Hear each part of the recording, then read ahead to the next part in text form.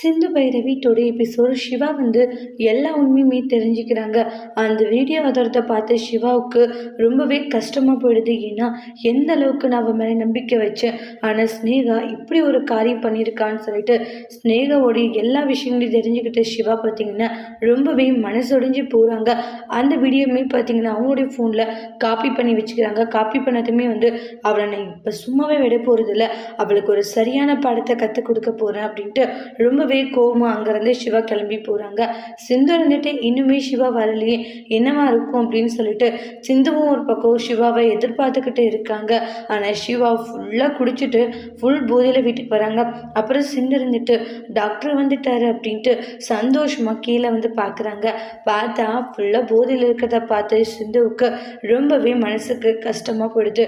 என்ன இது, டாக்டர் இப்படி குடிச்சிட்டு வந்திருக்காரு, அவர் இது மாதிரி குடிச்சு நான் பார்த்ததே இல்லையே, இப்போ இப்படி அவர் குடிச்சிட்டு வந்தாரு அப்படின்னு சொல்லிட்டு ரொம்பவே குழப்பத்தில் இருக்காங்க. டாக்டர், என்ன டாக்டர் நீ இப்படி குடிச்சிட்டு வந்திருக்க அப்படின்னு சொல்லிட்டு ரொம்பவே அதிர்ச்சியில் இருக்காங்க. அதுக்கப்புறமா இது மட்டும் அன்னபூரணி அத்தை பார்த்தாங்கன்னா அவங்க மனசு எந்த அளவுக்கு பாடுபடும்.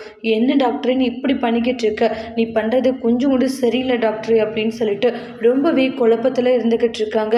அன்னபூரணி அத்தை கண்ணுக்கு தெரியக்கூடாதுன்னு சொல்லிட்டு டக்குன்னு அங்கேருந்து கூட்டிகிட்டு போகிறாங்க.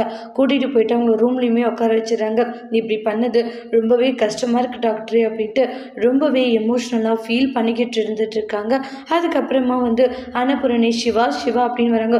ஐயோ அத்தை வராங்களே, இப்போ என்ன பண்ணுறதுன்னு தெரியலையே, அத்தை மட்டும் இப்போ டாக்டரை பார்த்தாங்கன்னா அவ்வளோதான், இந்த நிலமையில பார்த்த அத்தை ரொம்ப மனசுடைஞ்சு போயிடுவாங்க, எப்படி இதை சமாளிக்கிறது ஒன்றுமே புரியலையே அப்படின்னு சொல்லிட்டு ரொம்பவே குழப்பத்தில் இருந்துட்டு இருக்காங்க.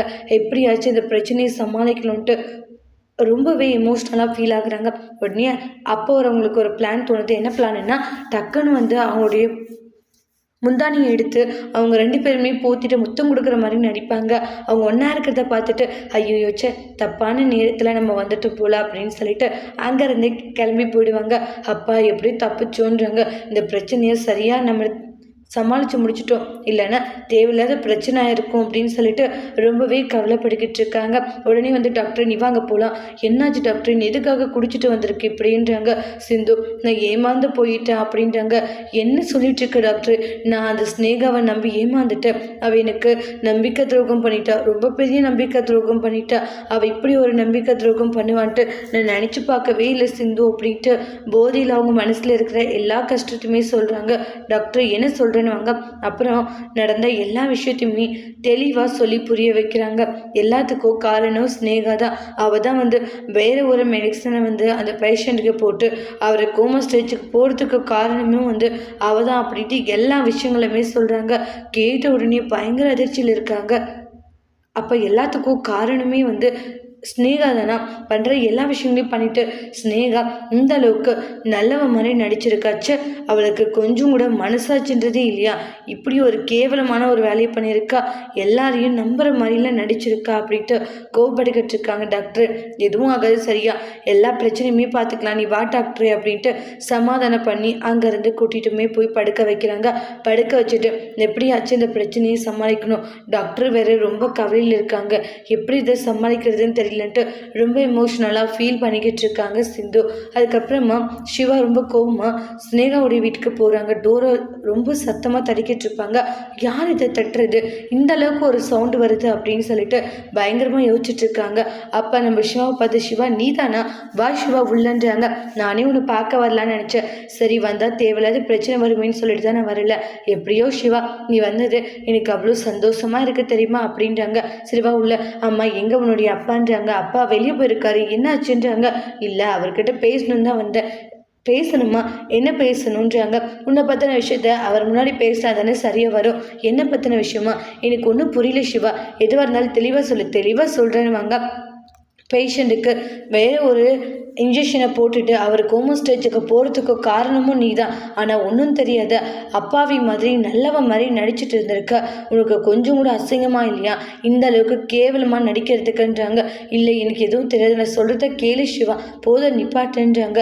உன்னை பார்த்தா எனக்கு கோபம் மட்டும்தான் வருது, இந்த அளவுக்கு கேவலமான ஒரு வேலையை பண்ணியிருக்க, கொஞ்சம் கூட உனக்கு மனசாச்சுன்றது ஒன்றுமே இல்லை, அப்படி இருந்திருந்தா நீ இப்படி நடிச்சிருக்கவும் மாட்டல அப்படின்ட்டு கோபமாக திட்டிக்கிட்டு இருக்காங்க. சிவா ப்ளீஸ் சிவான்றாங்க. இங்கே பார், நான் எதுவும் பண்ணல. அப்படியா, நீ எதுவும் பண்ணலையா அப்படின்வாங்க. உடனே வந்து அந்த ஸ்டாப்பை கூப்பிட்றாங்க. அவங்கள பார்த்ததுமே ஷாக் ஆகுறாங்க. கண்ணிலே மிரட்டுவாங்க. சாரி மேடம், நான் எல்லாமே வந்து டாக்டர் கிட்ட சொல்லிட்டேன். ஏன்னா இனிமேலும் நான் எதையும் மறைக்க விரும்பலை அப்படின்னுவாங்க. அப்புறம் நடந்த விஷயத்த சொல்லுவோம். பார்த்தியா, இப்படி ஒரு கேவலமான காரியம் சிவா, அவங்க பொய் சொல்கிறாங்க. அப்போ இந்த வீடியோ ஆதாரமும் கூட பொய்யா பாரு ஸ்னேகா அப்படின்வாங்க. சிவா, இதில் இருக்கிறது எல்லாமே பொய் அப்படின்னு கோவப்பட்ட சிவா பார்த்தீங்கன்னா ஸ்னேகாவுடைய காரணத்திலே பல ஆறுன்னு அழியிறாங்க.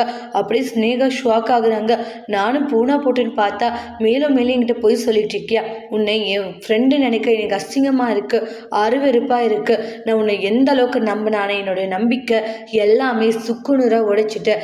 இந்த அளவுக்கு ஒரு மோசமான ஒரு ஃப்ரெண்டை நான் பார்த்ததே கிடையாதுன்றாங்க. அப்படியெல்லாம் சொல்லாது, எனக்கு கஷ்டமாக இருக்குது. நீ பண்ண விஷயம் அப்போ எனக்கு எப்படி இருந்திருக்கும் சொல்லுன்றாங்க. எனக்கு அந்த அளவுக்கு கஷ்டமாக இருக்குது அப்படின்ட்டு எல்லாம் சொல்கிறாங்க. சிவா, என்னை மன்னிச்சிருன்றாங்க. போது நிப்பாட்டின்னு சொல்லிட்டு ஸ்னேகாவை கீழே தள்ளி விட்டுருவாங்க.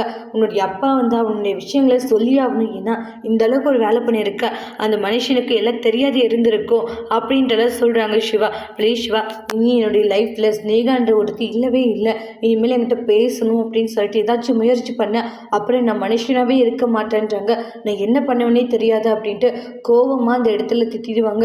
இப்படியெல்லாம் பேசாத சிவா, நீ பேசலைன்னு என்னால் தாங்கிக்க முடியாது.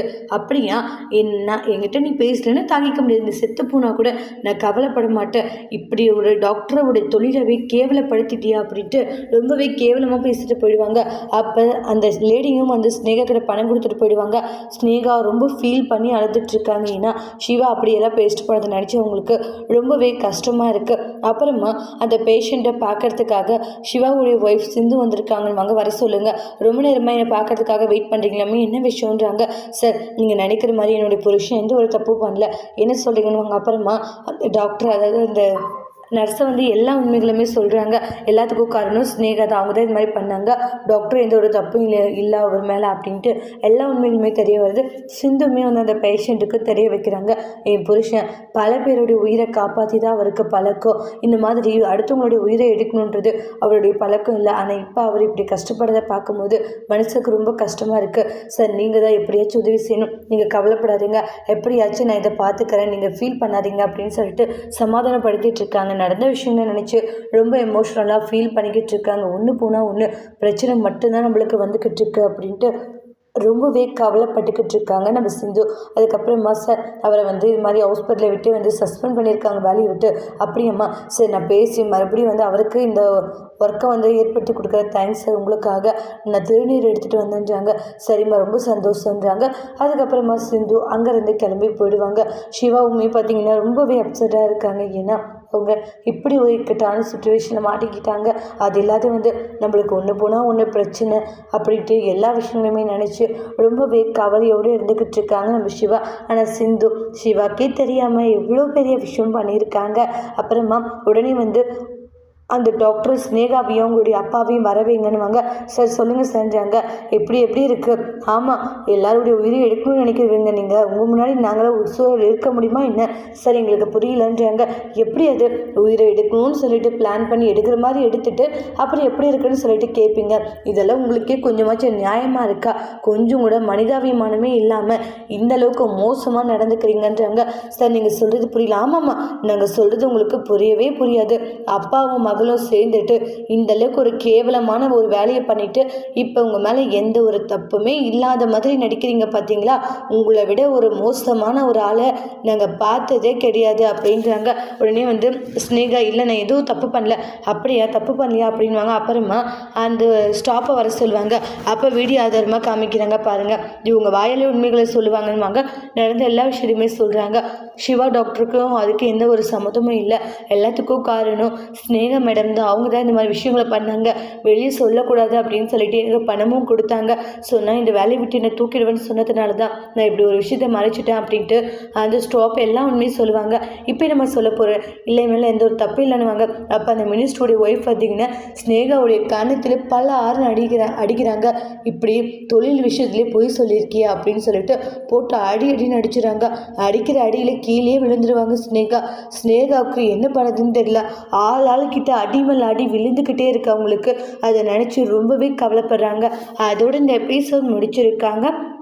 இனி வரக்கூடிய எபிசோடில் இந்த மாதிரி ஒரு டோஸ்ட் வரப்போகுதுன்ட்டு வெயிட் பண்ணி பார்க்கலாம். இந்த வீடியோ உங்களுக்கு பிடிச்சிருந்தா லைக் பண்ணுங்கள், கமெண்ட் பண்ணுங்கள், ஷேர் பண்ணுங்கள். மறக்காமல் நம்மளுடைய சேனலை சப்ஸ்கிரைபர் பண்ணிக்கோங்க. Thank you friends.